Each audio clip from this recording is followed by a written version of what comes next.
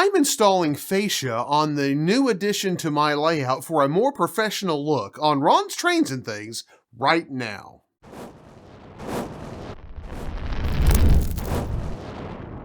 Hi, I'm Ron of Ron's Trains and Things, and today I'm going to be installing new fascia on the new expansion to my layout. I personally think that fascia and valance goes a long way towards making a layout look clean and neat and professional, and I'm going to share with you some tips that I use in order to make those fascias look more professional. But first, if you'd like to see more model railroad tips, tools, and techniques, be sure to subscribe down below and click that little bell icon so you can catch future videos. Now, let's head on over to the new section of my layout and I'll show you exactly how I install these fascias. This video is brought to you by Midwest Model Railroad. Now with 15,000 square feet and one-day shipping, they truly are your one-stop model railroad shop. MidwestModelRR.com, link in the description. For all of my fascia, valances, and backdrops, I use 1/8 inch tempered hardboard, or what's commonly referred to as masonite. I love this material because it is strong, flexible, and very versatile. I buy it in 4x8 sheets at my local lumber yard, but you can also pick it up at your local big box building material supplier. The fascia on the lower deck of my layout, which I'm working on today, is wide, so I start by ripping a 10-inch wide strip on my table saw, but you can also make these cuts with a skill saw. I cut this strip a little extra wide to accommodate for the land contours along the edge of this portion of my layout.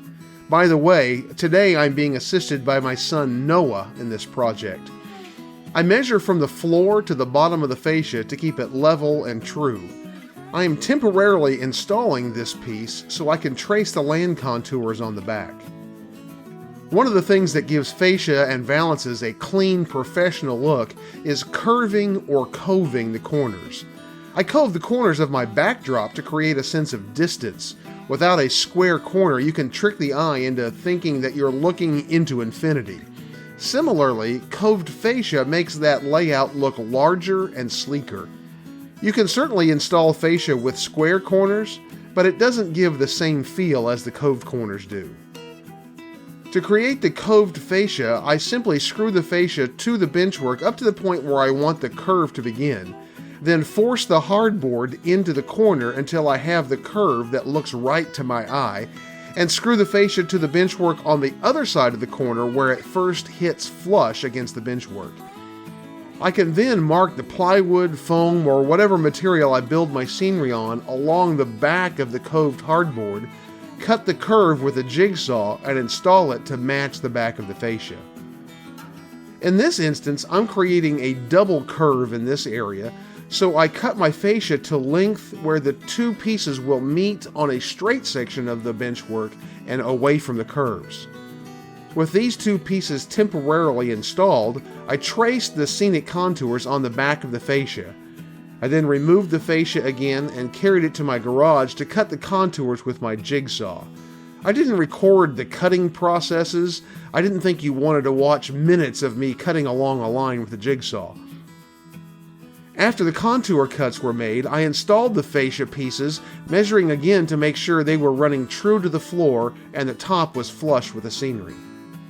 I install my fascia and valances using truss head screws like these. Similar screws are also sold under the names lath screws and automotive upholstery screws, but some sort of wood screw with an oversized washer-like head is ideal. The ones I use here are silver, but they also come in black. In my case, I ultimately paint them to match the fascia anyway, so it doesn't really matter what color they are to begin with. I've included a link to some truss head screws like these as my Amazon pick of the week in the description down below if you'd like to check those out and pick some up. The last couple pieces of this valance are straight, so I simply rip them to width on the table saw. For this outside corner, I'm making a right angle simply because I do not have room to make the outside curve, but curved outside corners also help make a professional look as well.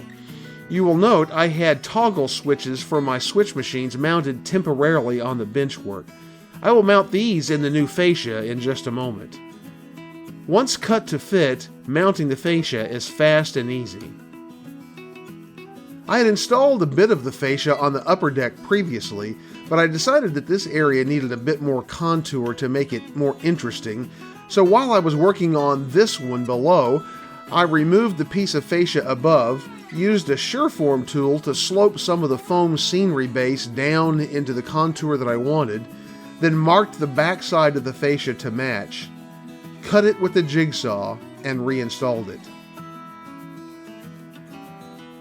To install the switch machine toggles, I marked the placement of each toggle, in my case 4 inches from the bottom of the fascia, and drilled a 1/2 inch hole to match the nipple on the toggles. I cleaned the holes up with some sandpaper and installed the toggles with the accompanying hardware.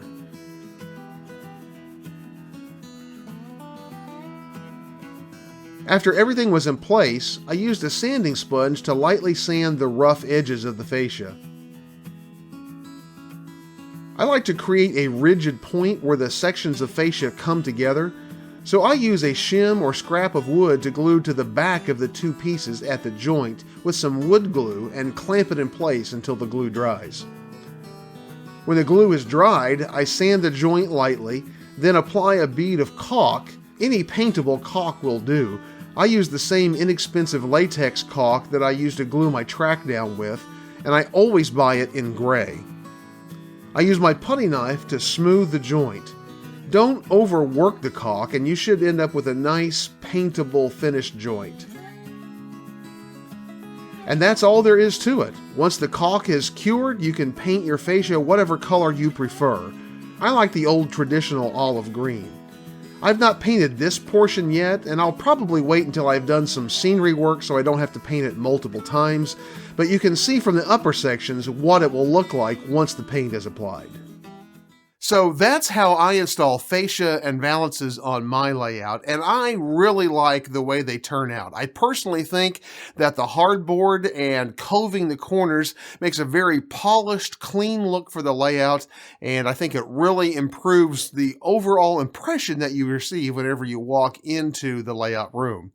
Now remember to check out my Amazon pick of the week in the description down below for the link to those truss head screws. And while you're there, you can check out my Amazon page and see the wide variety of model building supplies that I have linked there. Now, if you'd like to see how I installed my backdrops or other model railroading projects, be sure to check out the links on your screen and join me each Tuesday as I bring you even more great model railroad videos. And I look forward to seeing you then.